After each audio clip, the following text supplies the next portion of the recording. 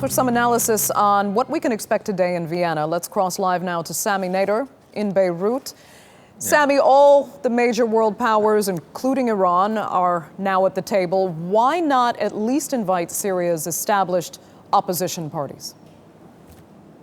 Because I think that if they wanted to invite Mr. Assad, they had to invite the other parties on the ground that are fighting Mr. Assad, and there is no common understanding on whom in the opposition is the right partner.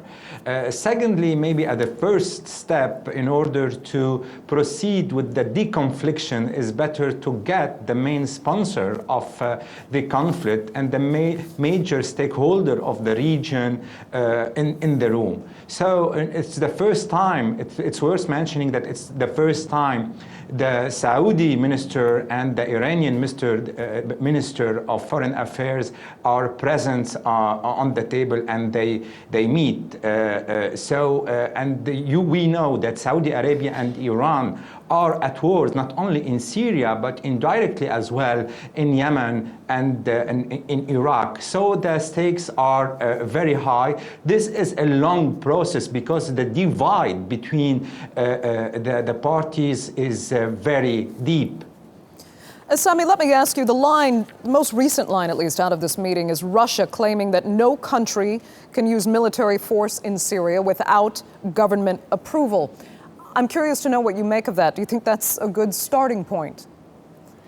This is, this is very questionable because, yes, if the government is asking, this is true, but this government, is it a legitimate government?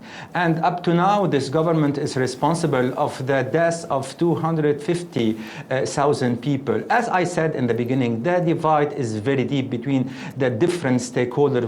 What is at stake is not only the fate of Mr. Assad, but the thriving of terrorism. And just to tell you an example, all the stakeholders present do not agree on the diagnosis, on the root causes of the thriving of terrorism, but they do not agree on the way to fight terrorism. We do know that all the stakeholders present today are fighting ISIS and are fighting what they call terrorism, but they do not agree on a strategy. And 1 year after the beginning of the military operation on the radical groups, the result on the ground that the radical groups are expanding and not shrinking. Okay, Sami Nader, we will leave it there. Thank you so much for joining us from Beirut.